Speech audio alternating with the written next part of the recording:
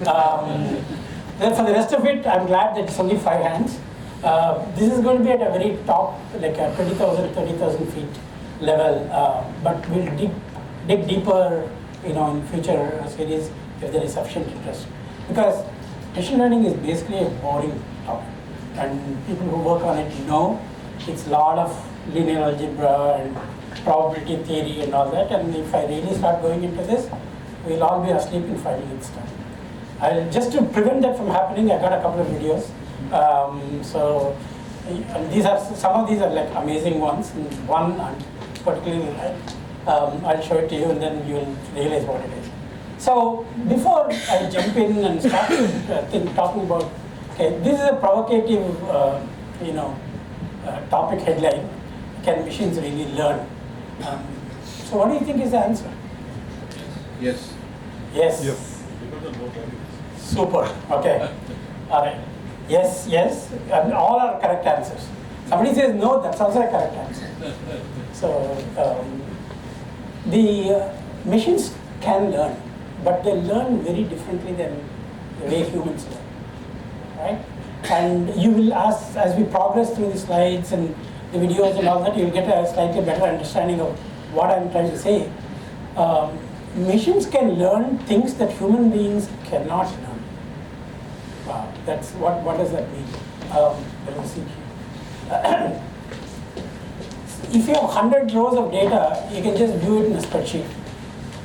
If you've got 1,000 to 10,000 rows of data, you can subject it to some graphs and charts and all that and look at the trends. What happens if you have 1 million or 1 billion rows of data? What are you going to do?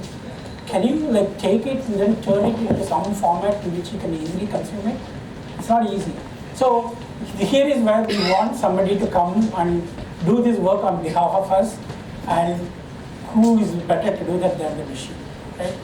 It's not a new area. There's been research going on for a long period of time. There's a lot of overlapping terminology, and there's a big alphabet soup that is associated with it. So I'll step through some of those kinds of things. Okay? So the title, once we get past this slide, I'm not going to talk about can machines learn at all, because if the answer is yes or no, and session is over, we can all leave, right? But it's not that simple. What I want to talk about is what really happens. Okay, so I went around Google. I have about 25 definitions of machine learning. I think it's not in a particular order. Some of the people I sent them presentation to didn't even like the first one. But machine learning is getting computers to program themselves. They'll say, what the hell is that? I mean, even human beings cannot program properly. How can machines program themselves? So it has a specific context, and I'll explain what it is. The second one is slightly better. Learning from examples and experience.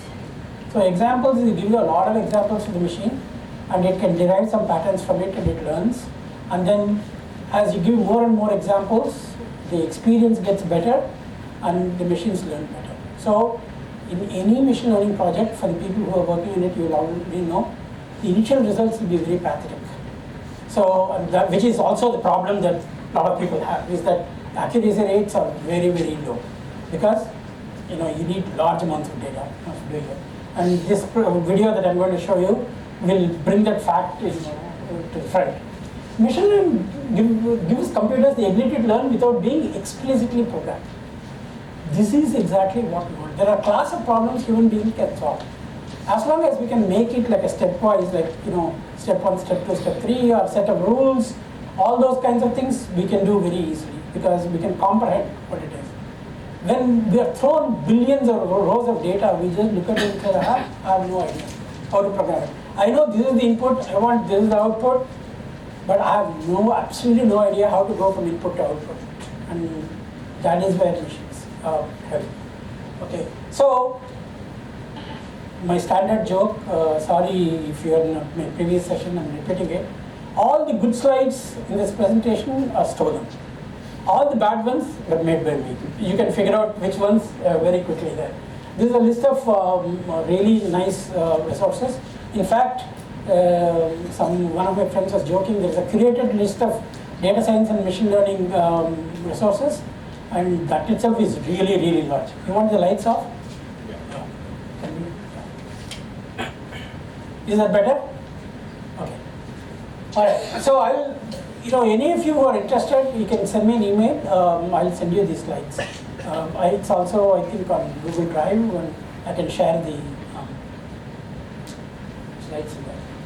So first start with some terminology. So you hear the term data science, artificial intelligence, neural networks, deep learning, machine learning, lots and lots of things. Then we don't even get into subfields like supervised learning, unsupervised learning, reinforced, lots and lots of terms. So first time you come and say, Bapre, what is all this stuff? And what is the difference between this and this? What is data mining, and what is statistical learning, what is probability theory, all that stuff, right? So some kind soul, I have a couple of these Venn diagrams, put together all this stuff. Machine learning is considered as a subfield of artificial intelligence. In fact, somebody recently mentioned that ML is AI, that machine learning is AI. So you'll get all these terms and say the term artificial intelligence has a problem. And I generally am very reluctant to use it, but now everybody says ML is AI, so maybe I'll use AI here and there. Because the reason why I don't like the term is it sets up very high expectations. Artificial intelligence has to be as intelligent as human beings, and it's not. It's much dumber. But it's super intelligent in certain areas. And so generally we'll avoid, I'll try to stick to machine learning. So, but machine learning and data science, what is the similarity, what is the difference, all that kind of stuff. So if you really look at it, artificial intelligence is the big umbrella term.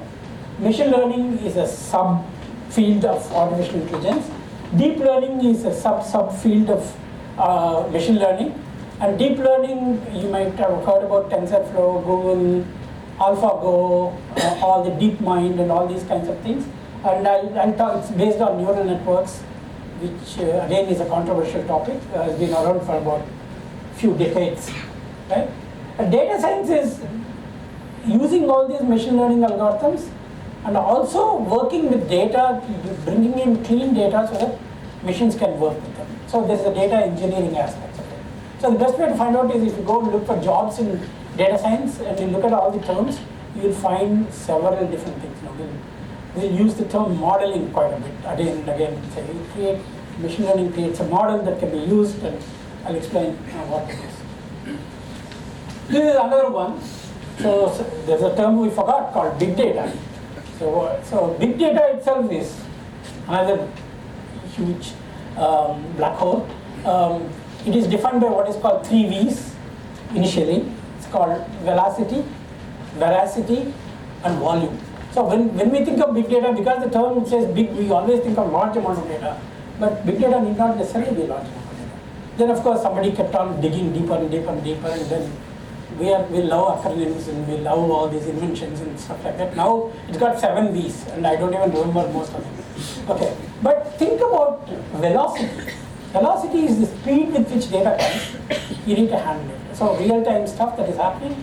And like for example, if you look at signals, like if you have a robotic surgery and you have a tool that does it, the data has to be like faster than the human beings can make decisions. Right? So there is the speed with which data comes and the amount of data that comes. So volume is one, but speed is another one. The complexity of data, the different varieties, different formats of data. So if you're doing conventional IT, you know the rows and columns, spreadsheets, databases, we are all familiar with that. But what about text? What about analysis of sentiment in the large amount of text that is coming through Twitter feeds, Facebook posts, and things like that? That is textual data. How do you understand that? What about image data? Large amounts of images are coming from Mars rover. You need to interpret that, right? Large amount of, you want to see, you're spying on people, and large amount of audio data is coming. And where are the tools for taking all these things and getting in? So you take big data, you take AI, you take data science, these are all big groups, and machine learning is somewhere in the intersection. I don't know if it's correctly positioned or not. I'll take the diagram because I just copied it. Okay, but they're all interrelated fields. This is a slight variation of the previous one. AI, deep learning is the innermost child, and I'll tell you a little bit about deep learning. Example, then you have, there are all these examples: representation learning, machine learning, and then AI. So I beaten it to death the 3 diagrams. So we'll move on now that you got the big picture. Okay. So deep learning is built using neural networks, and there is a huge history of this. This field went up and down. It was in favor for some time, it failed, and in favor sometimes. This story of artificial intelligence, it started in mid-50s, and they are what called AI winters. That is, when if you say that you're working in AI, you won't get a job. You can't even publish a paper saying AI in the title, it won't get accepted in conferences. We went through that phase, and now it is like upswing again. So it's one of those cycles. But what has happened is, in each one of these cases, something dramatic has come and changed the picture.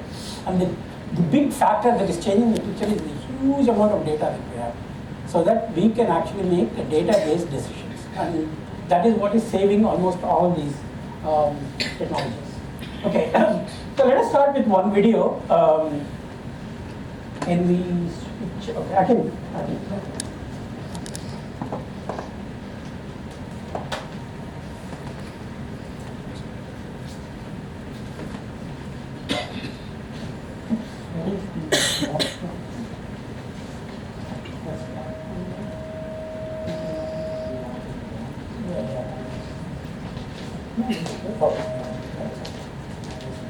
No, that's good.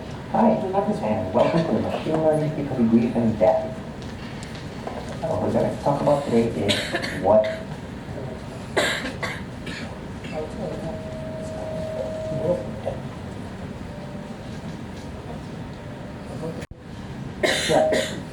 Okay, this is a lecture given in Europe by a guy named Peter Norvig. Peter Norvig is amazing. He was a director of search at Google. I don't know what he does right now, but he was in NASA before that. He's a professor in Stanford. He wrote the most authoritative book on artificial intelligence, 3 volumes. I mean, like 1 volume, 3 editions, and I think the 4th one is about to come out. I like him because he wears cool shirts. But he demystifies technology, unbelievably well. And he makes it so casual. All these first 10 minutes was the introduction. I have a link to this video. I'm not going to play it completely. I'm going to play about maybe 10-15 minutes of it. And then I want you to take it. I'll give you the link to watch the whole video, because they talk about how Google does language translation. How does it take a sentence in English and convert it to Spanish, for example. And then step you through the examples that are so clear. It's just unbelievable. So let's start. So completely. And many researchers kind of drop it from it. Please join me welcoming Peter Norvig.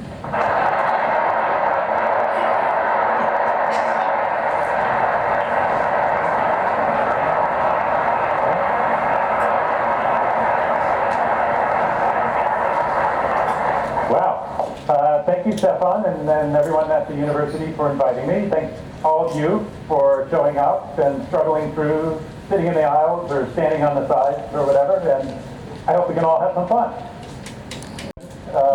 But I like to think that he would have been a computer scientist if only such a field had existed and if only there had been computers in the 1930s. So what did he do that deserved the title of computer scientist? One thing that Gödel did is he made a connection between the real world and the world of mathematics.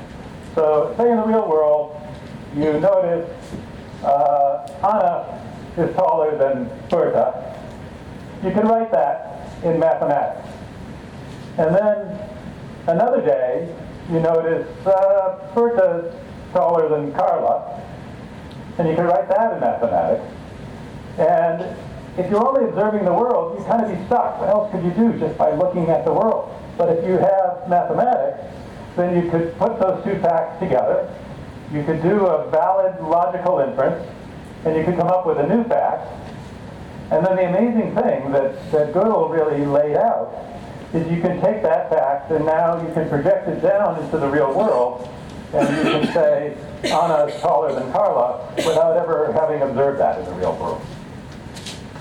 So what Gödel did is he took this language of mathematics and he talked about this process of coming up with a proof. You take true facts in, and true facts come out, and you can do something useful in the real world through this process of proof. And up to Google, that process of proof had just been mathematicians kind of waving their hands. And when they came up with something that most people agreed to, they said, now we're done. We have a proof. But what Gödel did was said, I don't want to just be swayed by rhetoric. I want to be absolutely sure. So he laid out a completely formal way of specifying that proof. And we did it with mathematicians then, and we called them proofs. But today, we have computer programmers, and we call them programs. And it's very formal. There's no hand-waving in computer programs. It's got to be precise. And Gödel really laid the foundations for that. So that's great, and we can do a lot with programs. There's lots of problems we can solve and things we can do in the world. But there's some problems that we can't really solve, where the programmer is stuck, where they're faced with a problem that they don't know what to do with. So let's go back to the real world and think of a typical day for Anna.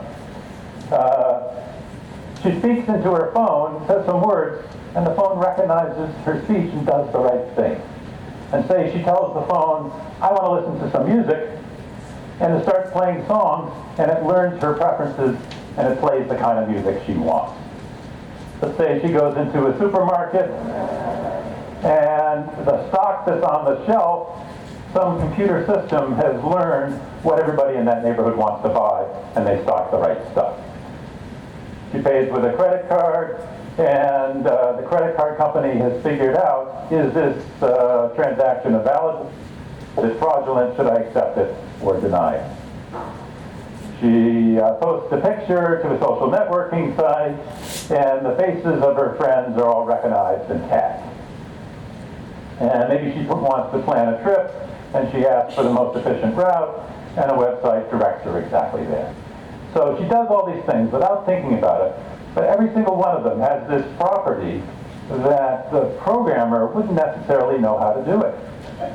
So I, as a programmer, I can solve a lot of problems, but I don't know how to recognize speech or recognize somebody's face and say this face belongs with this name and this face belongs with another name. I can't write down the steps to do that.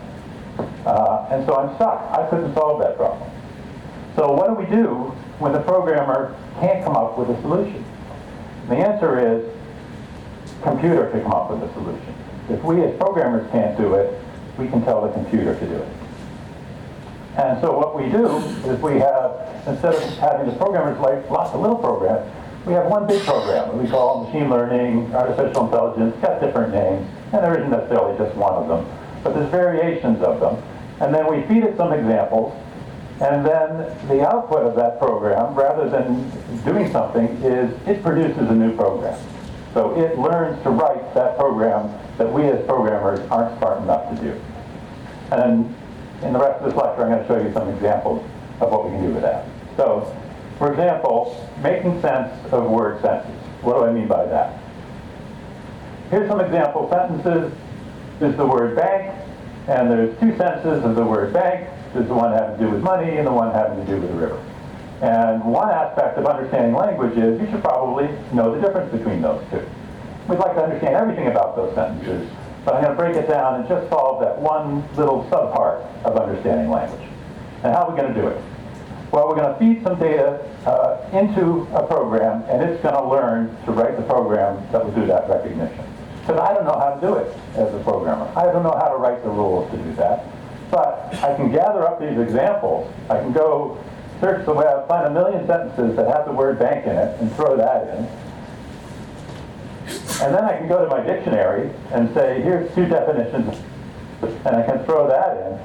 And now I'm going to ask the computer, take those two things, list the sentences, list the definitions, and write me a program that will distinguish. And now I can feed it a new sentence, and it will say, this is bank 1, or this is bank 2. Now I'm going to tell you how to do that. So this is what it looks like. The sentences and dictionary definitions come in. You feed it into machine learning, and the program that decides the word sentence comes out. And now I can take that program and I can give it a new sentence it's never seen before. I put my money in the bank, and it creates a brand new, or creates as the output, I know which sentence that is. So how do I do it? Well, I start with these definitions, because that's all I got to begin with. I got these definitions, and I take out my scissors, and I cut up the definitions into individual words, and I take each individual word and put it into a bag. Now, this is a very formal mathematical model. It has a technical name. It's called the bag of words model. So we got that bag. It's got some words in it. We shake the bag up. We do the same thing with number 2. We take all the words, we throw it into there. And so now we got these 2 bags. One's got those words in it, and this other bag has got these words in it. And now we're going to say, I need a model of how language works. But there's lots of tricky things going on in those sentences. They're talking about actions that are happening. They're referring to lots of words. It seems like I need to understand something about how language works in order to answer this question. And so I need a model of how language works. And I'm going to start off with the stupidest possible model I can think of. And one of my heroes, George Fox, the statistician, said, essentially all models are wrong, but some are useful. So we shouldn't mind that the model is wrong. And so my model of language is, when you want to create a sentence, you pick out a bag that corresponds kind of to the kind of thing you want to say, and then you reach into that bag and you pull out a bunch of words and you put them together, and that's how people make sentences. Now, I know that model is completely wrong, but we'll see that it turns out to be useful. So I've got these 2 bags, and now a sentence comes in, and I want to say, who made this sentence?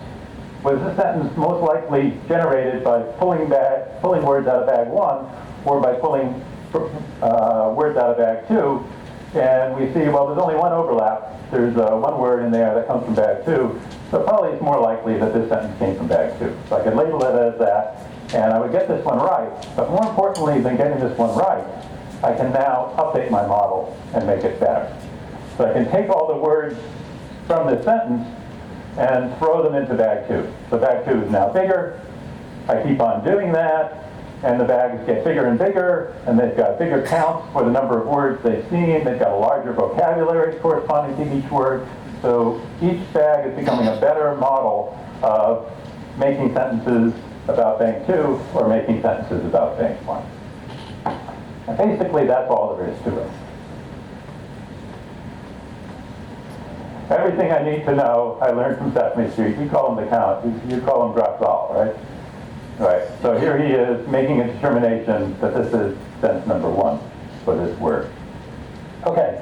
So we've done that. We just feed a bunch of sentences through. We keep on making the bags bigger and bigger. And now we've got this program, this word sentence decider program. I can give it any new sentence that can tell me, is this bank 1 or bank 2? And I can apply it to these sentences, and it does a good job. So let's measure, how well does it do? And the answer is, it depends on how well you train it.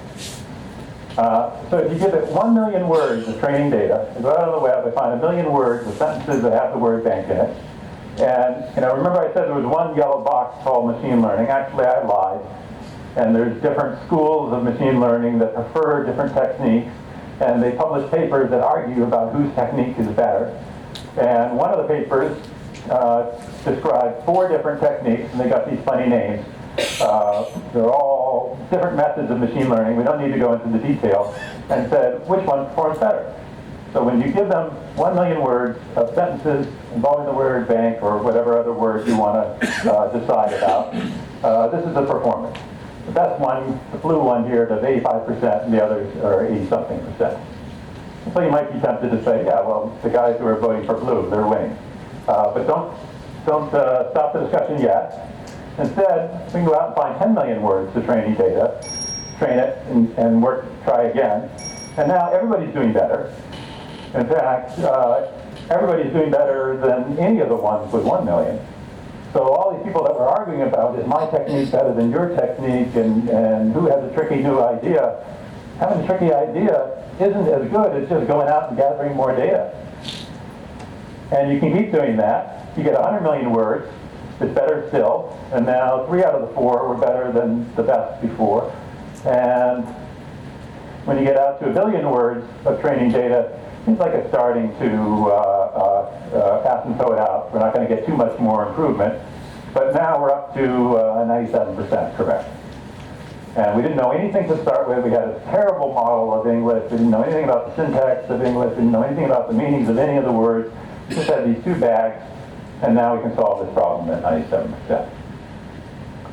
And it turns out that a lot of problems have this type of characteristic response, that if you feed in a little bit of data to a very simple algorithm, it performs terribly. But if you get out into the millions and billions of examples, it starts to perform well.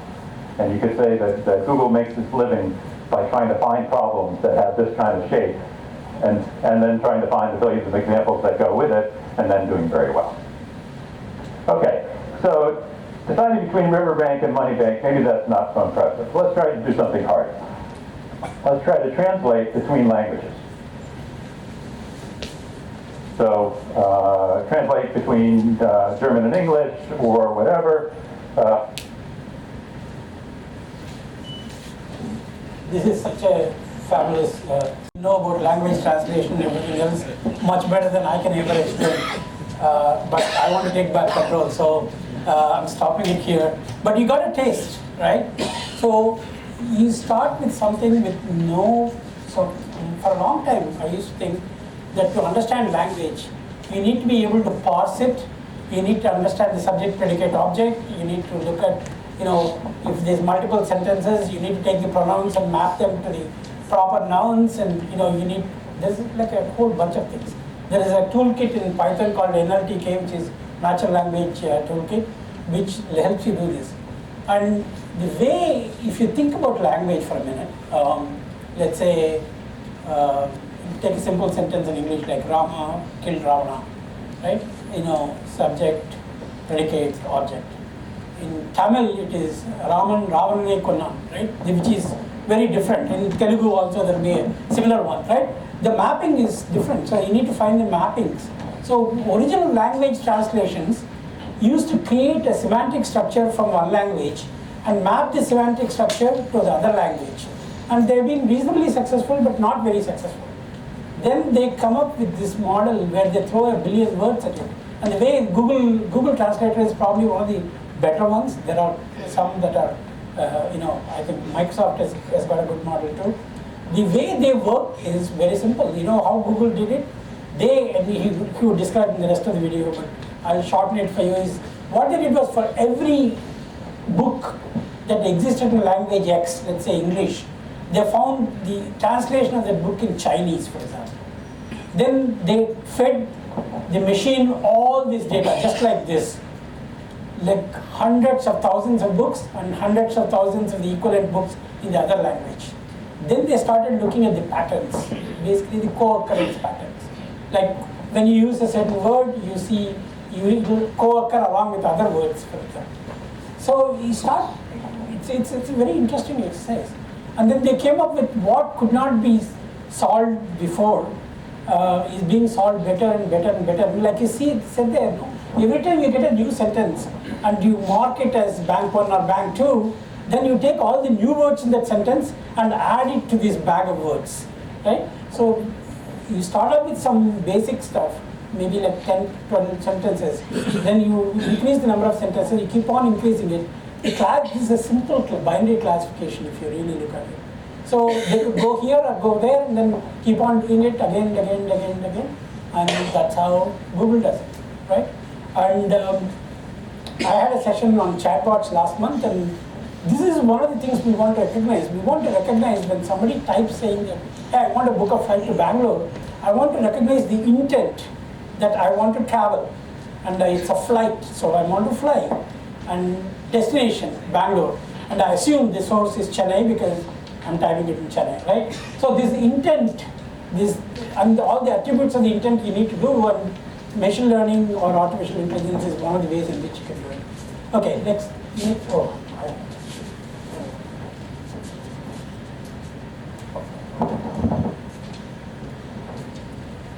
Okay, I'll skip the friendly intro because watching too many videos may have kind of movie kind of effect and you may all fall asleep. We'll come back to that in a minute. There are different types of machine learning. I'm just dealing with a couple of them, the more popular ones. One is called supervised learning. Don't try to read the text. I mean, I just put it so that, it reminds me and I need to cover all this kind of stuff. It's what is called supervised learning. It's a very simple simple model. What you do is you give the machine some data and you label the data.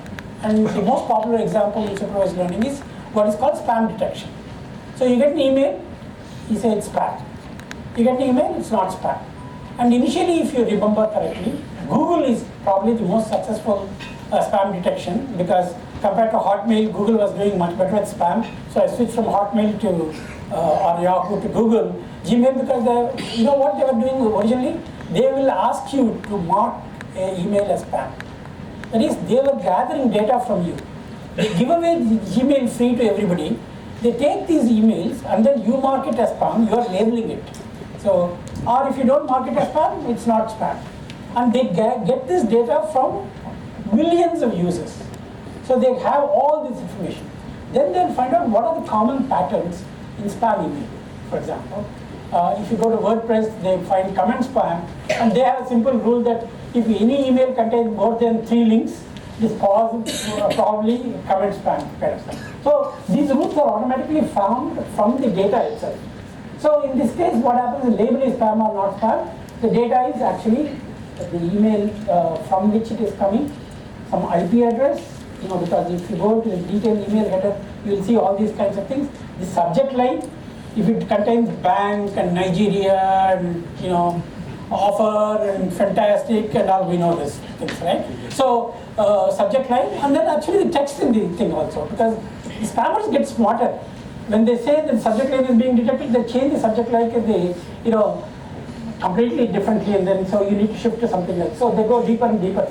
But this is, and I'll give you another example of supervised learning. So I have a product that I built about in 2002. So it's still selling, like I don't do any marketing, no sales, nothing. There's a website, people come and buy it, and then it's not a large money maker, but it gives continuous revenues, no marketing, no sales, no support. All the developers have left. Fortunately, the developer who built it so solid that it just stays there, and once in like 2 or 3 months I have to reboot the server. I think one of the JDBC drivers or something has a leak, not in the software. So I wanted to see a pattern of, we give a free trial to people, 30 days free trial. They come and use the product. Then some of them convert, they subscribe, they pay.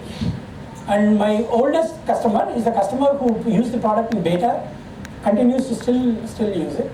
And so I wanted to find out what is the characteristics of these people who come that actually convert. So it's not a problem only for my product, it's a problem for anybody who Googles any product. So when 100,000 users sign up for yours, in the case of maybe Freshdesk or, how do you know which ones to focus on? Right? You want to go and sell to them and push them a little bit, and if they're running into some problems in trial, help them solve the problems and that kind of stuff. So we did a very small experiment. I got one of my programmers to just write a small machine learning program. So I looked at the characteristics of the user. I said, I had some theories, of course, and of course, they're wrong. My theory was that if the guy puts a corporate email address, he's more likely to be a serious buyer compared to the guy who puts a Gmail address or a Hotmail address. Okay, I was completely wrong, and I'll tell you why. Then we have a bunch of optional fields that people can type in, like the title of their title, their job function, why they're trying to use the product. None of us fill up any of those kinds of things. But whatever little data I have, I wanted to take it and then look at it. So essentially what I created a spreadsheet of a few thousands of this data. I know what my conversion factor is. My conversion is about 13%, which is pretty good. And I said, why do these people buy and why don't others buy? What are the characters? So when a new person comes in, can I predict that this person is likely buyer? What is the person, what is the probability of this person buying? So we did a small experiment for finding it out. And this is actually supervised learning. I gave it data, I said this person actually converted, this person didn't convert, the historical data, whenever new data comes in, I can find out. The interesting part is, I don't have to, if I know that the probability is above 60%, I don't care about it. He will buy anyway. If the probability is below 30%, I'm not going to waste my time with him because converting him is hard work.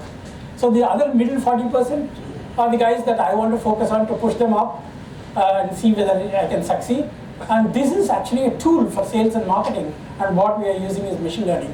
Of course, my model, the amount of data that I have is not that large, but still we got some reasonably good predictions, like 78% accuracy kind of predictions. It's a very small amount of data. I'm just imagining, like if Peter Norvig, if you can get like billions of rows of data, how interesting it will be kind of stuff. So, just nothing to do with machine learning. A corollary of this is that just give it away free and watch the behavior. And you learn so much from people, and you don't necessarily have to dig through the data to find out kind of thing. So that is supervised learning. Unsupervised learning is same data without the labels. Okay, you don't have the labels. So you get like a typical example of unsupervised learning is you're getting all these new articles of news. You want to classify them, cluster them as sports news, tech news, business news, blah. There will be some overlapping sections kind of stuff. And this is typically unsupervised learning because nobody has tagged them before.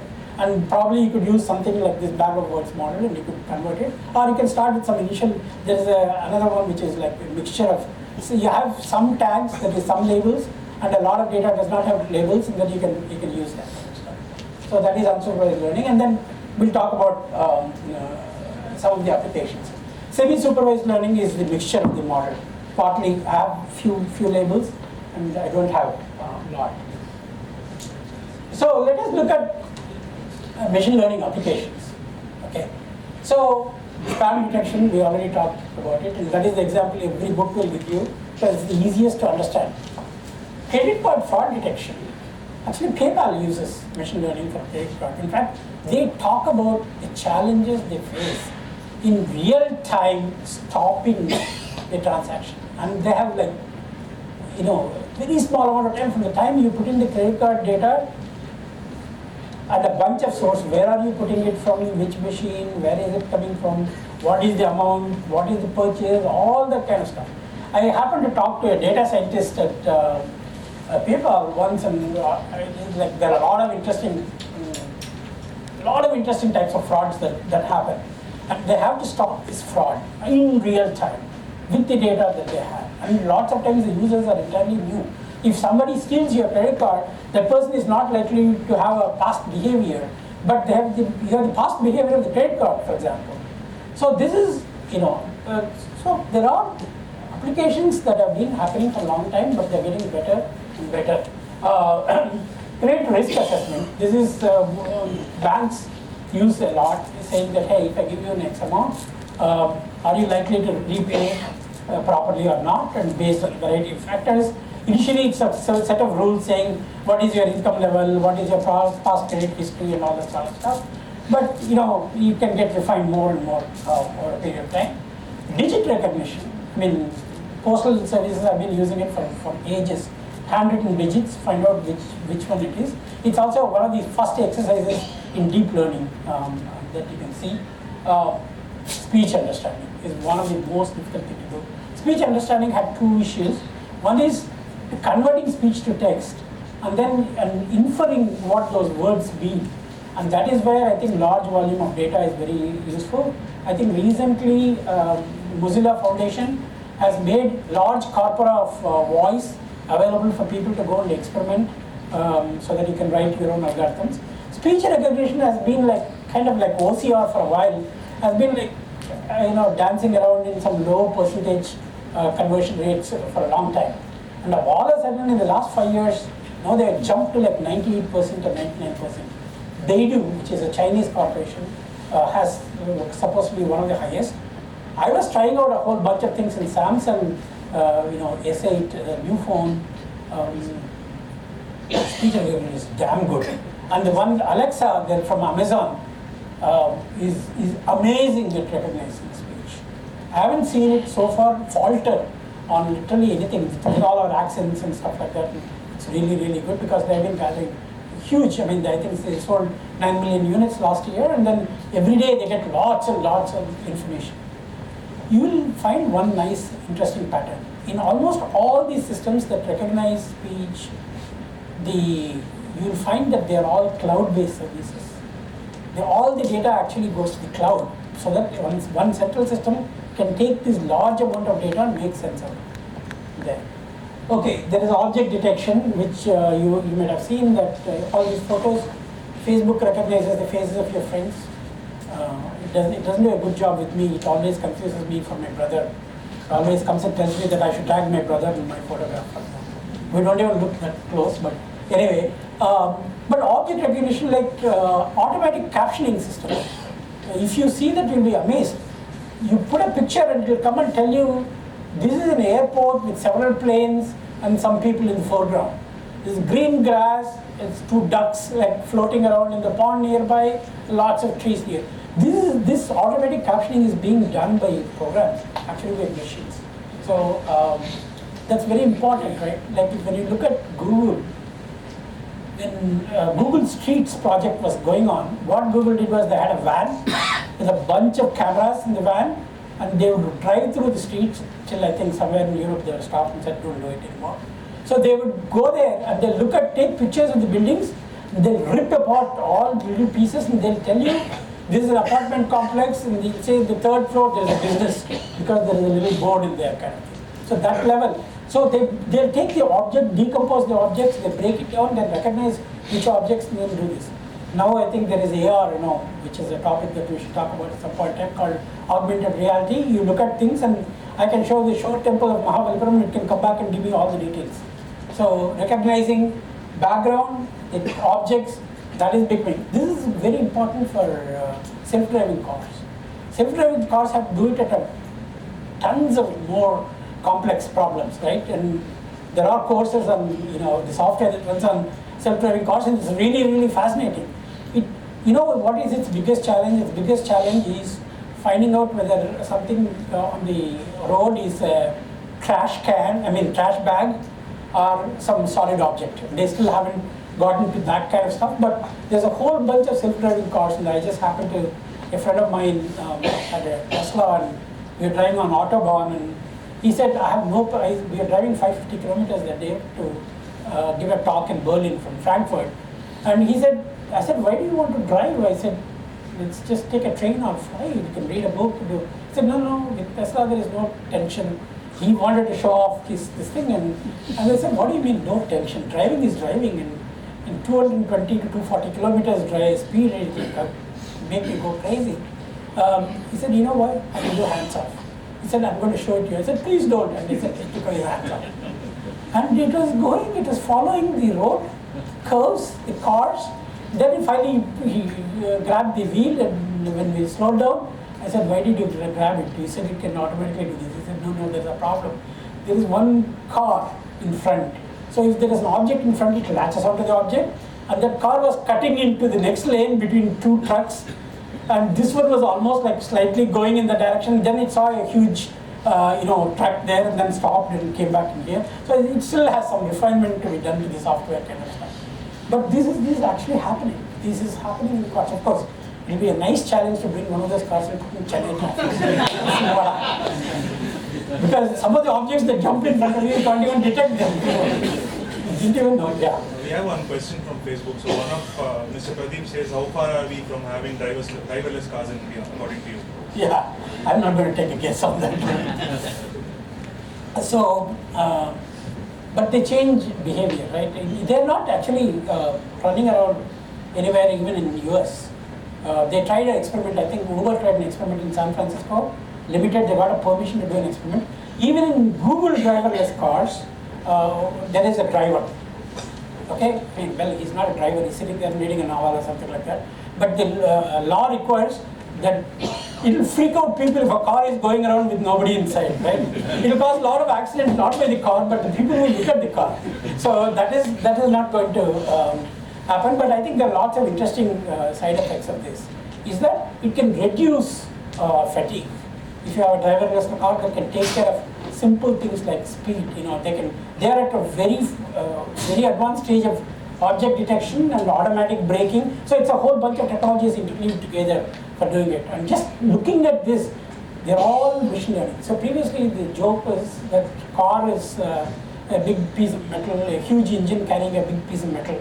Now the joke is that the car is an engine carrying about 56 microprocessors around kind of thing. So some of the models of BMW have more than 70 or 80 microprocessors all talking to each other kind of thing. Yeah. So object detection, of course web search, Google is continuously refining the web search, and because everybody is trying to beat it so that they can come into the front page, and Google is trying to beat them so that they can't, and it's like a war going on all the time. But a lot of machine learning is being used. Information extraction, which has been one of the core fields for a long period of time. Social networks is that who sees your posts depends on a variety of factors, not just people who like your posts. There's a whole bunch of interesting things. People who like your posts, who share your posts, who have influence about a lot of people. So you need to map the social network, and some part of it is mechanical, I mean in the sense that it doesn't require machine learning. Some parts of it are very interesting. Disease diagnosis. IBM Watson is doing it.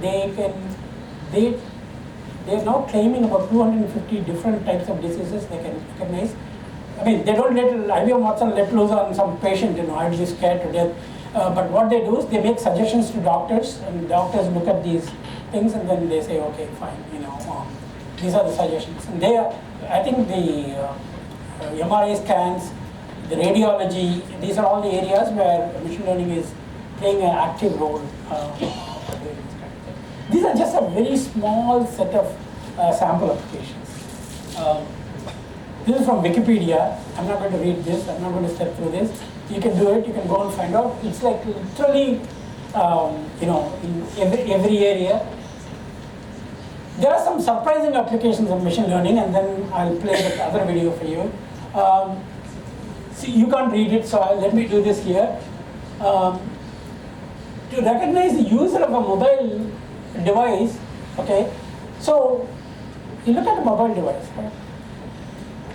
They can find out whether the user is sitting down, standing, lying down, walking, jogging, or jumping up and down, probably on a dance floor, or jumping up and down in frustration about something else. So, or in a car, for example. How do you know that? All you do is the accelerometer, the GPS. Just get these two things and you can immediately start thinking about it. So now you just think about it. Just with a little bit of data, some dude knows that I'm standing here, my phone is right there, so he must be thinking that I'm sitting there, but people can infer what you are doing without you ever telling them what to do, right? So even before this, there was this cool application that are there in Macs. They have these vibration sensors, the accelerometers, and then what happens if 10,000 of them vibrate simultaneously roughly at the same rate in one region? Means that's an earthquake detection, for example. So there are some really, really interesting applications of these kinds of things. I'm sorry that I put this here because even I can't read it, maybe because of these bright lights. But there are some, can we turn off? Because some of these are really funny. So they can predict whether you're a psychopath based on your posts. I think that was really, really useful.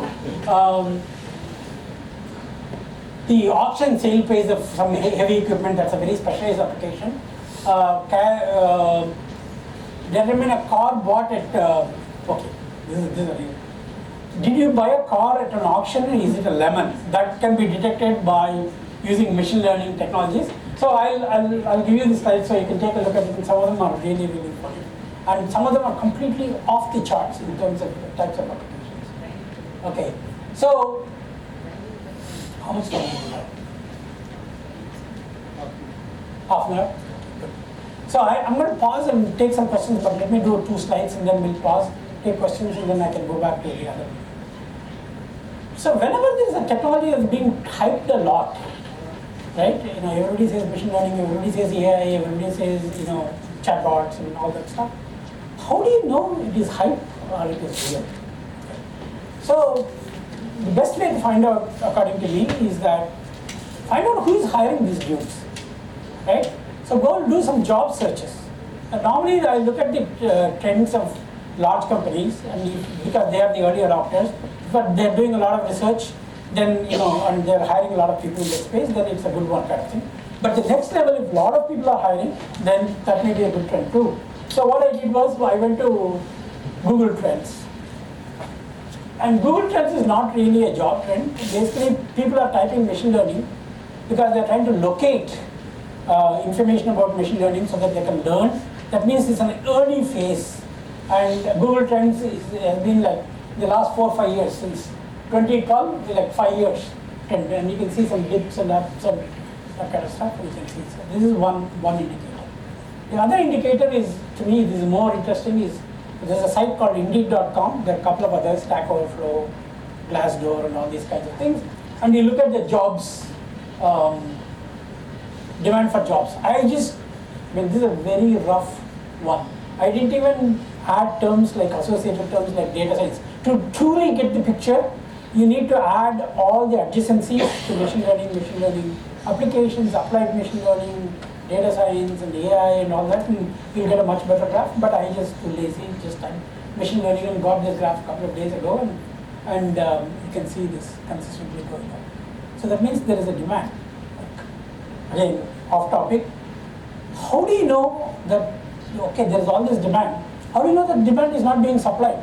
So if you want to go off and let's say that you want to supply machine learning engineers to the rest of the world, which a lot of us probably do, should I invest? Because there is a training period of about at least 3 to 6 months before they can even get some really, really simple applications up. You go and watch the dates on these jobs. The job, and you can sort them by the number of days on which the job has been sitting there without being filled, and that's a good indicator of what is the demand versus supply. If there's a huge amount of supply, job will come and it will vanish. Whereas if there is a huge supply problem, and then the job will stay there for long periods of time. So that's one. You can also try it. You can go to Indeed. Unfortunately, the job trends is not given by Indeed India. They do it only for this thing, but Indeed India, I can go and type the jobs. One more test that I normally do is, I look at high-paying jobs in the US, and that's normally a leading trend. Any jobs that pay between $100,000 to $200,000, I look at those jobs and find out what are all the technologies they use, and then you can just go and take a look at them and see why are they paying so much. There are two reasons. One is that they need unicorns, in the sense that this machine learning is absolutely great. Machine learning engineer is good in linear algebra, good in probability theory, and good in data, and good in programming and all that kind of thing, and they're such difficult people to find. The second thing is that there are not that many. Initially there was this notion that you can only hire PhDs for machine learning, which is not true anymore. There's a lot of boot camps have come up and people started doing it. But PhDs have the right mindset for doing it. They're not scared by reading papers with a lot of mathematical notations in it. And that's what most of the machine learning papers are, actually. So I'm going to do questions. Let's pause for some time and let me take some questions. Good. So actually NLP is using a lot of deep learning nowadays. The original NLP was based on parsing English sentences. So there is that field itself is broken to know a lot of subfields. NLP is a natural language processing, but there is something called natural language understanding, which is needed for chatbots and conversational user interfaces. There is something called natural language generation. Given a certain amount of data in databases, how do you generate natural language sentences? Because when you are interacting with humans, so the way to recognize has become a machine learning application. The old generation of NLTK toolkits were just parsers and regex, regular expression matchers, but now they are actually the API.ai that Google has and all. So the one I mentioned for the chatbot, like, I want to fly to Bangalore, recognizing the intent. So there are different levels of parsing text. You have a syntax level, then you have a semantic level, man killed a dog, dog killed a man, both possible, but one less probable than the other one. Man bit a dog, dog bit a man, that kind of stuff, right? So you want to make sense of this. So there is what is called he showed something like word sense disambiguation. So there is a syntactic, there is a semantic, and there is something called pragmatics, and you need to apply for, and then slang comes in, because now we are the WhatsApp generation and all of us type only 2 letters for any word nowadays, and so somebody needs to understand that, BFN means by for now, so there is slang detection dictionary, so NLP is getting more complicated. They use machine learning, and the slang is different in each country. So that is that's one. Yeah. There are several of these opportunities. The best way to find out is to look at machine learning jobs. You can do an analysis. I'll promise to do that, and then I'll publish it. I'll share a couple of interesting side bits. But the most important thing is, take any product, anybody who sells a product. Okay, when you walk into a shop to buy a dress shirt, a good salesman will offer you, sir, do you want to buy a tie with that? We have some nice matching ties. He associates buying a dress shirt with a tie, right? This is a recommendation system by human beings. Now you are doing an online shopping. Like Amazon always says, if you buy this book, people who bought this book also bought this kind of thing. There are a couple of techniques called collaborative filtering and all that, but machine learning is used quite a bit for this. So these are called a whole class of things called recommendation systems. If you buy X, you should look at Y. Okay, that is one.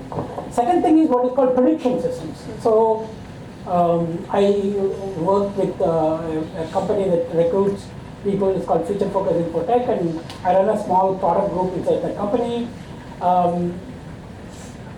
The biggest problem they have is that when they select a candidate, and then do all the negotiations, everything, and finally on the day joining candidate doesn't turn up. So if I can do a prediction on the probability of this candidate joining a company, a prediction system, or when I say there is a candidate coming in, we say, hey, we have to take a written test or a coding interview, the candidate doesn't turn up. So if I can find the probability of certain behavior based on the amount of data that I have, so prediction systems, there's a whole class of prediction systems that are very popular, that are very important for doing that kind of stuff. And so I did a meetup on chatbots in Berlin on 11th. We were given a space by ThoughtWorks, and it had a limited seating, 70 seats. So we capped it 70. Okay. And 70 people registered, and I was ecstatic. I said, oh, this is happening like TiE Chennai. Then, you know how many people turned up? 7 people turned up. And I said, this is not at all like TiE Chennai. So, but the interesting thing is that, then what I did was, I told my wife, only 7 people turned up. But we had very good discussion. Because it's 7, we all sat, because it's Germany, we also got beer and all that sort of stuff. So we all sat down, and but deep questions. They came half an hour earlier, stayed half an hour later, and then we had a large amount of discussion. So I was very satisfied. You know the number. I'll talk even if there is one member in the office. So, okay. So then my wife said, what happened? Why didn't you predict this? I said, how can I predict this? I don't know the country, I don't know the pattern of behavior and all that sort of stuff. Then we suddenly said, we didn't remind them on the last day before. A lot of people tend to forget. Then I found that this meetup gives you data, so I went and downloaded the data in the spreadsheet, and there is this beautiful column of how many people signed up for a meetup and never attended a meetup. Okay, so if I had used some of my data, it didn't require machine learning or data science, some simple data analysis, I would have known the probability of how many people turned up, so we would have bought 30 beers, and then took it all back to the office, for example. So prediction systems, lots of predictions, that is one thing that you can do. Weather prediction runs a lot, this thing. A lot of simulations and modelings are done using this. So what you do is, the opportunities are that if you really look at it, there is a, do you have internet access? Yes. Sorry, Wi-Fi is there, okay. So one thing, there is a chart called machine intelligence. Can you just type machine intelligence, and you can say Shivon, Shivon. I'll bring up the chart. See, so there is something called CV Insights. There is a magazine called Venture Beat. They map various areas of technology, and now machine intelligence is yet another term, but it's somewhere in between data science and AI and all that. They talk about all the companies that are being funded in this space. I'll give you one example. So there is a product called Grammarly, which I use for correcting your punctuation, grammar and all that. I found that I make some embarrassing mistakes in punctuation. That company runs it based on machine learning models, and they've been recently funded to the tune of $36 million, just a couple of weeks ago. And I would never have thought some grammar checking product would get so much of money, but I think it's a lot more than that. So the opportunities are in several areas. One is that you watch the trending technologies, and then you take a problem that exists today that is not solved very well, and you can figure out how to. So there are 3 levels of opportunities, right? One level of opportunity is in recruitment and training. You build the skills, you deploy the people, and you'll make a lot of money. But only certain people can do that, right? The next level of opportunities, go and build core technologies, which is a little bit difficult for us in India because we are not trained to be very distinct, but grab a bunch of PhDs in any industry, like any discipline. Physics, actually a lot of physics PhDs are in machine learning, right? Shivon, SHIVON, space, machine intelligence. Landscape, The current state of the second one. Just 3.0. Yeah.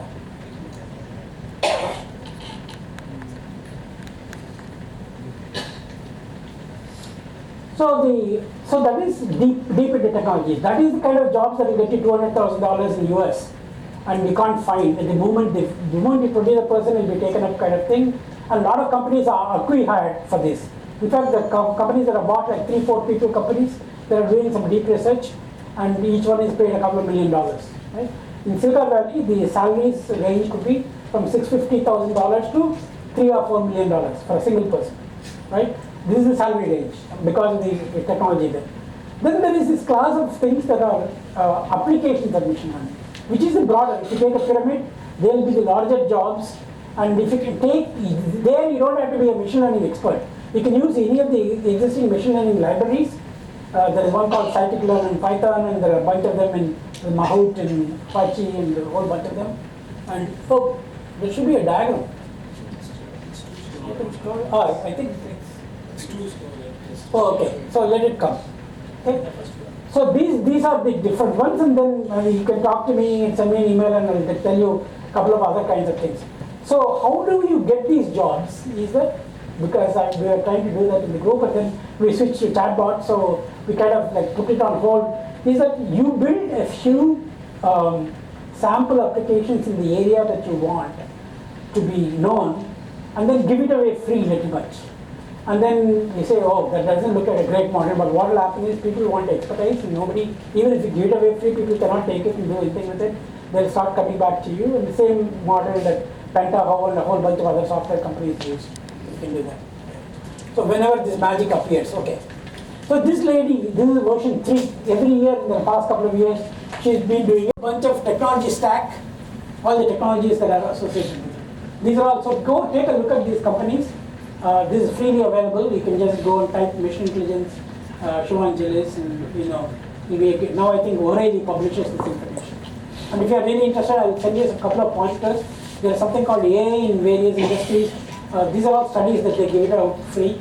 You can take a look at them, and then you get some ideas. Yeah, somebody else got a microphone here. Yeah.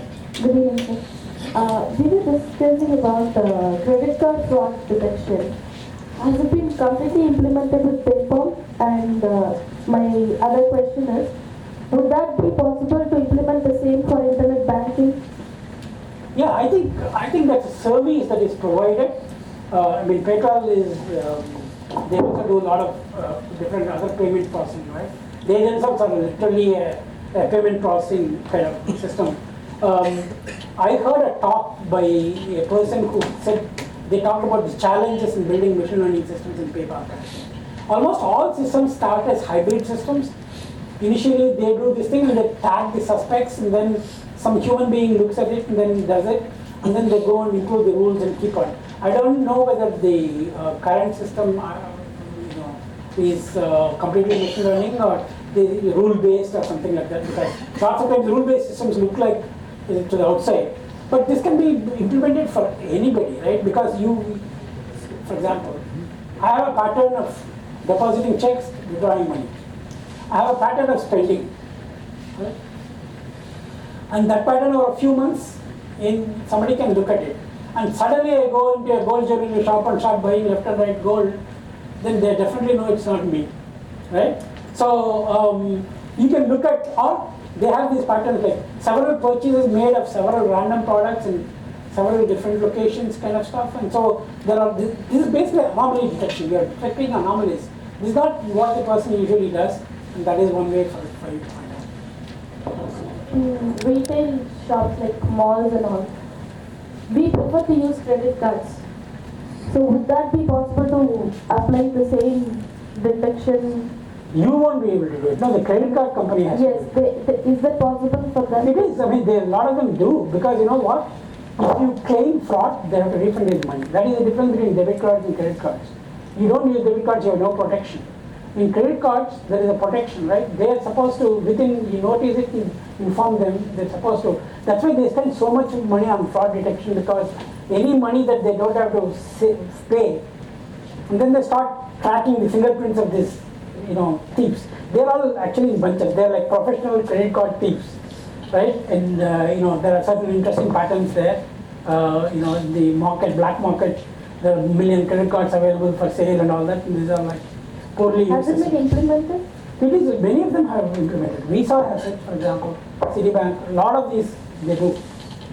They are all worth it, because otherwise they lose ton of money. They lose a lot of money. A lot of fancy terms being used. So how should I start learning? Yeah. Okay. They are fancy till you get to know them, right? So I think it's very simple. What language do you program? You're a developer, I assume. What language do you program? Kind of, it's not like kind of Java. Kind of Scala? Or? No, not Apex. function. Huh? Apex. Okay. So machine learning is independent of language, but some languages have more libraries than others. The two most popular languages for machine learning are R and Python. Okay. And if you know any kind of programming language from C to Java, it's very easy to learn Python. I won't say anything about R, because R was built for statisticians, so you have a slightly different mindset, you make a lot of assumptions, and I'm not a statistician, so for me Python was much easier. There is a library called scikit-learn, which is the most popular free open source one. So what you do is you take a tutorial on machine learning. There are good courses in Udacity, Coursera, edX, MIT, OCW, all these things, all free courses. Take one. Everybody starts with one famous lecture by Andrew, who worked as a chief scientist in Baidu, and now he's back. He's left, and now I think he's one of the founders of Coursera, for example. His famous lecture, first time I heard it, I didn't understand anything. You will hear a couple of times, you'll understand it.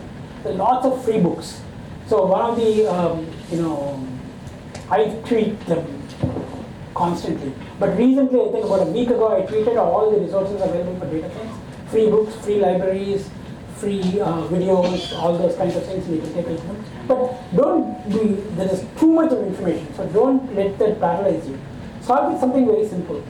Come up with an application. If you can't think of an application, go to a site called Kaggle, Kaggle, and they have all these competitions. And the Kaggle competitions, people have participated, and like one of the prediction thing is the Titanic, when it sank, if you are X in Titanic, you're a woman or a kid or a male at the age of 40, you're in this deck or that deck, what is the probability of your survival? And Kaggle has very interesting problems like this. So you can go and look at those problems, you can look at the solutions. This is a very practical way of learning. But the way you internalize it is to pick a problem that you can resonate with. Because these are all kind of theoretical problems, but they own your skills. And then you implement it, and then there are boot camps, like a 20-week boot camps that get you jobs in Facebook and LinkedIn and all in US. There's a company called Galvanize, and there's another company. Springboard or something, and all these guys will tell you how do you structure the whole thing. Okay? So there are different levels, don't get confused. A lot of people say PhD, linear algebra, and that normally first chapter if I read, I fall asleep.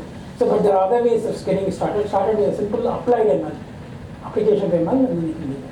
And then you will come to know about all the terms, supervised learning and supervised and all that. You'll come to know when you practice it. Yeah. Different is Python is different. Python is different from Julia? What's the difference? Python is more popular than Julia. Julia is designed for machine learning, right? And they make a lot of fun of Python because they are a compiled language. Yeah, okay. So you can probably share the experience with this.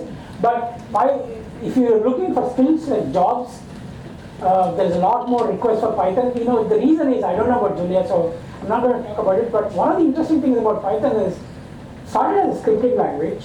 Now, you know, like YouTube is built in Python, Dropbox is built in Python, Quora is built in Python. So large web applications, highly scalable web applications are built in Python. But the interesting thing about it is throwaway code.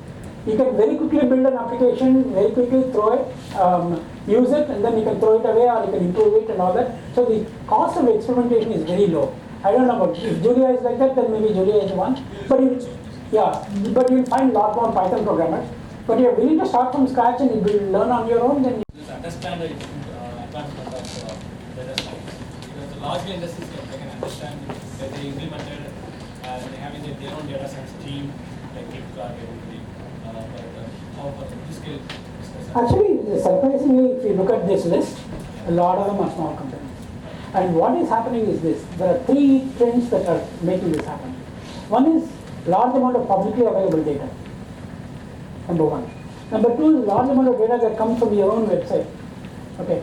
So, and there are techniques previously that used to work only with very large data, but now there are a whole bunch of techniques. So somebody came and asked this question: hey, my child doesn't require a million rows of data to learn to recognize a ball. Why does this damn machine require a million rows to recognize a ball, for example? And so there is this whole area where people are trying to say, can you work with small data and can you recognize this kind of thing? So what you have to do for a small business is you need to find the benefits of applying machine learning for certain class of problems. It's not for everything. If you're going to write a payroll system, I won't say use machine learning. So there's a whole class of things that are completely useless. Machine learning is not the right thing to do. But things like conversion predictor. So if I'm a small website, I want to say how many of my visitors convert. And that's a common problem that I can use prediction for this. So many of the regressions, like one of the examples that people normally give is size of the house and the price of the house, and you have all these prices. Can you go and, given the size of the house, can you predict the price? That's a very simple model with only two variables. But now location, houses in Mylapore cost different from houses in Adyar, which cost different from houses in Banjara Hills in Hyderabad. So there is a location, you add a parameter. Then you add a parameter about air quality. Then you add a parameter about the schools availability. Now we start adding more and more of these parameters, your model becomes more complex. So how do you predict the price of a house? Take a simple thing. And that's not necessarily a large company problem. So there are many small company problems that can be solved using technologies, but not every one of the conventional problems. So these are problems that are not easy to solve by people by writing a set of rules. Yeah. Is there any standards or by which I can measure how accurate the production system is? Is there any scientific human experience other than the actual user experience? Yeah, so that's a good question. Is that when we did it, we didn't know. So there are these things called precision and recall. So there are metrics for you to measure, and in many of these systems will also give you a score of prediction accuracy for doing it. It improves with data, so that is one important thing. But the most important thing is people know one technique does it well. Like people now this video you saw, no, with a smaller amount of data, one particular technique was better with a larger amount of data. So what happens is they use this method called ensemble method, where what they do is they take 10 different algorithms which are very popular, and then they apply the algorithms and see the results, and then do a mixture of algorithms. Then they go to different algorithms based on what they require. So that is one. So I didn't cover one part of it, so let me, it's a slight diversion, not the answer to your question. The way they train the machine learning algorithms is like this. They take the data. Let's say I have 10,000 rows of data. So one simple method is I can slice it into two halves and say, 5,000 rows of data. I train the algorithm. So the algorithm produces an equation or a model or a program, whatever you want to call it. The term model is used very frequently, but it's a big mathematical equation. What does it exactly do?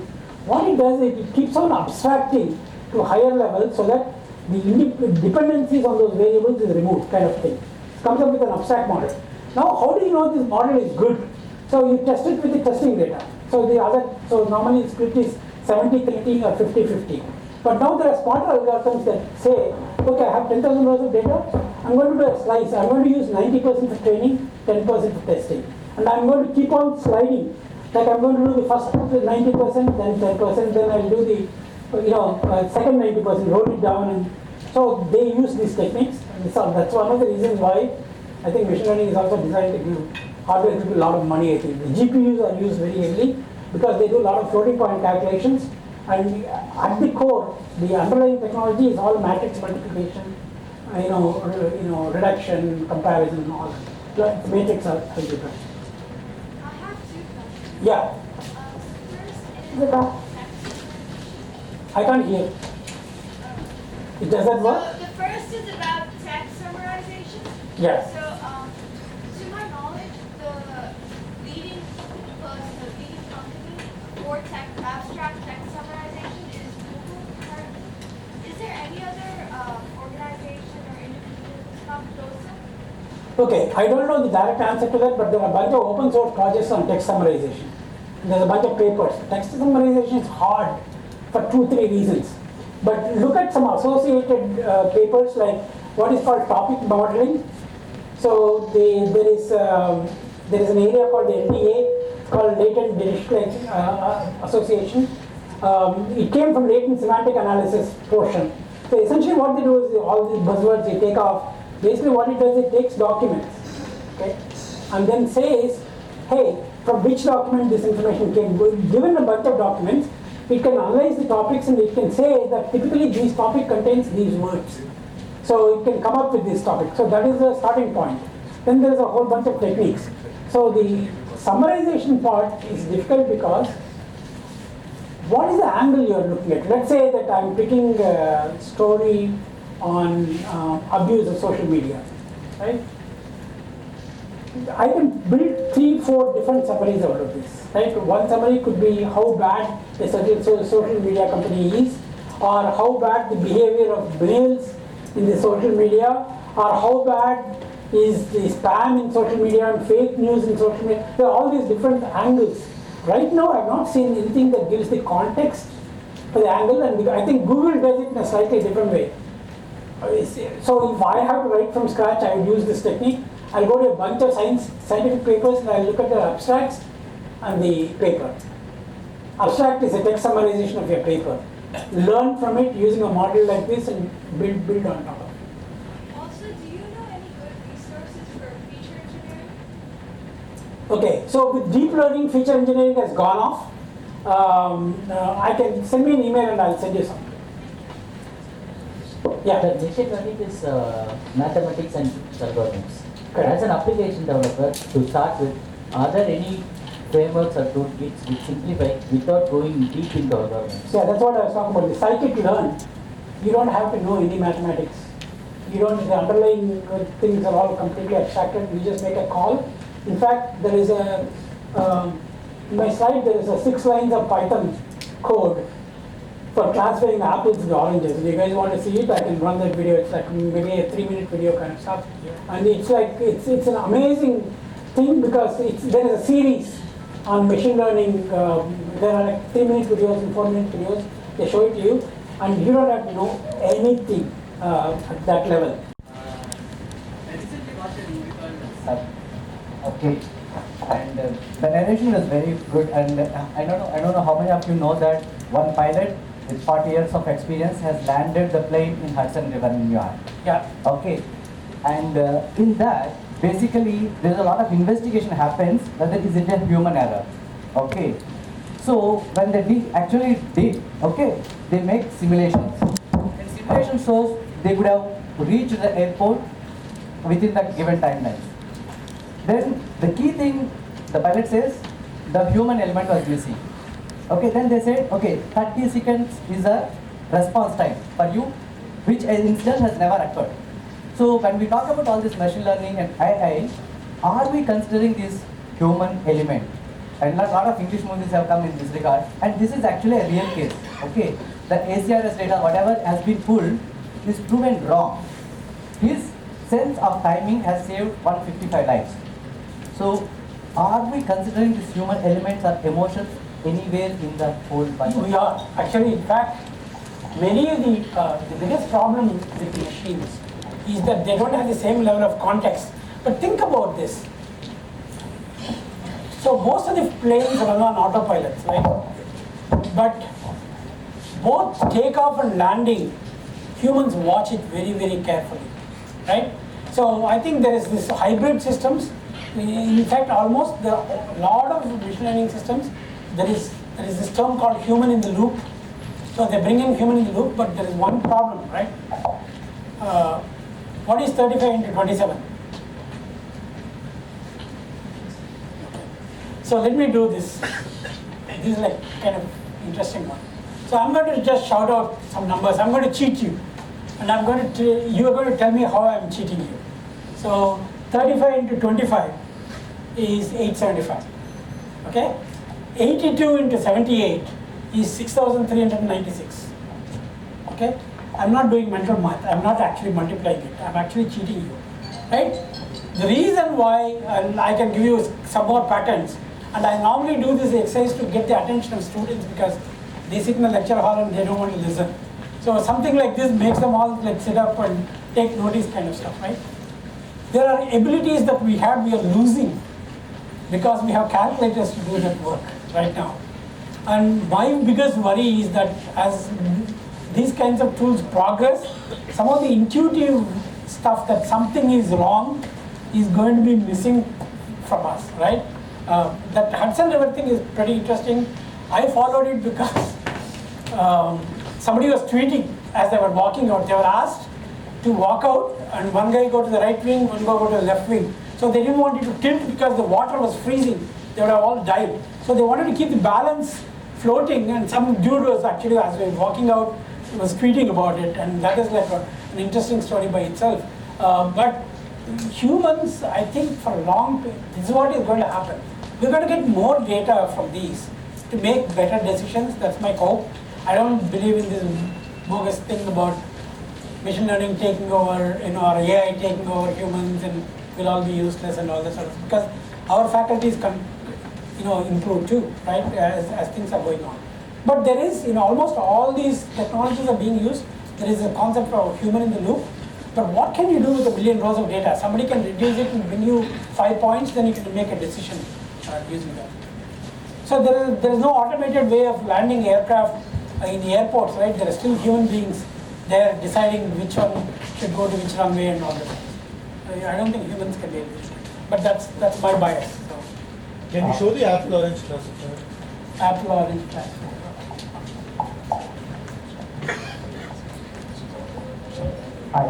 Sure, yeah. I have one question.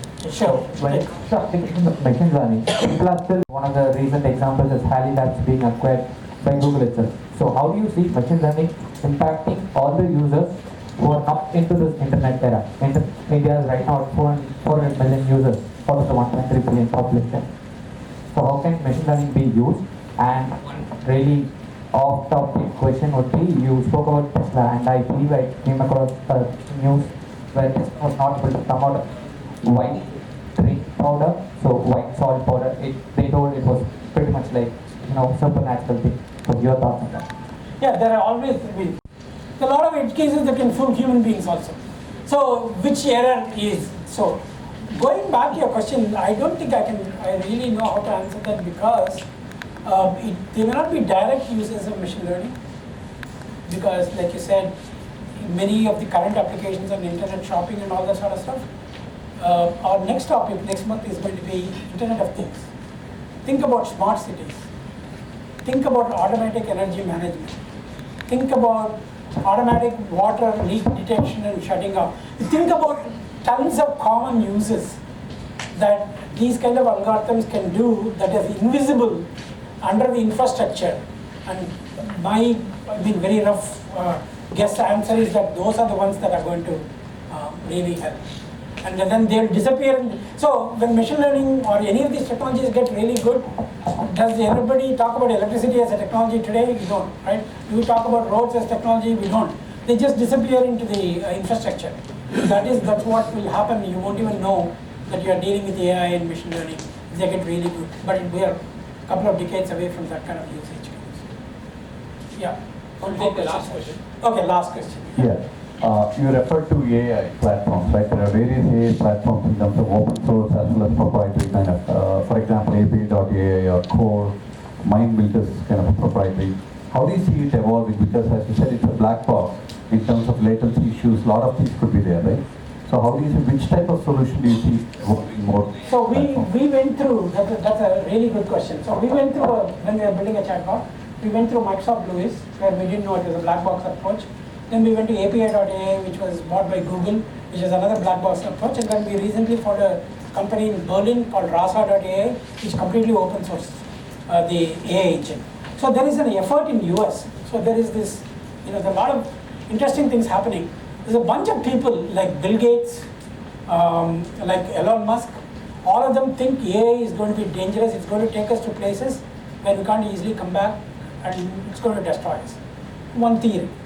And probably true. So what they did was they formed this company called OpenAI. You can go and Google it. OpenAI publishes all the algorithms, everything all the research they do, they make it completely available. That is one part. There is a second part. A lot of leadership in this field depends on how much data you have. Google has tons of data because we give it to them. We search, we do mobile thing, we drive around, we use Google everywhere. We do email, Google has all the data. They may not be individually peeking into your email. They don't know, no human being has the time to do it, but they have tons of data. Facebook has tons of data because we give it to them. Twitter has tons of data because we give it to them. What about a new company that comes into the field that does not have access to all this data? So there is a whole bunch of open data initiatives that make this data available to people to go and use it. So there are two directions, open data and open AI. Are two areas where you can look at it and then you can figure out.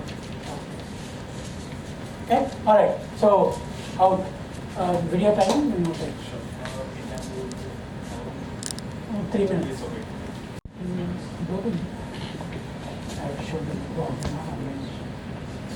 So why don't I just email it to you? Who you wanted? I'll send it because I think one is that it's on my machine. So it's a series actually. It's a really good series. And there are two, I'll send you to. What I'll do is, what is the best way to, I'll send it to you and you can forward the video a page. Why don't we just upload it to a Dropbox folder and just distribute it to everyone? Yeah, sure, we can do that. Yeah, and just 3 quick updates to end the day. First of all, thank you, Dorai sir, for such a wonderful session. It was the 3 quick updates from TiE Chennai. Tomorrow we are having a GST book launch, especially in Tamil, by the president of TiE Coimbatore, Mr. G. Karthikeyan. It's happening in Music Academy. Everybody is welcome there. And the next announcement is on 29th of this month we are having the Lufthansa Runway to Success. It's basically a one-day crash course for entrepreneurs to understand what startups is and from A to Z of what an entrepreneur should do in order to have a successful startup. The third and the most important announcement is that TiE Chennai has come up with the annual member retreat, which is happening on 31st August, and we'll be going to Kodaikanal. We are having about close to 16 investors with us, and a lot of charter members are also joining us. So the mailers for all these events have been sent out to you. Please feel free in case you have any queries. Thank you. And you can reach Mr. Dorai at the following details.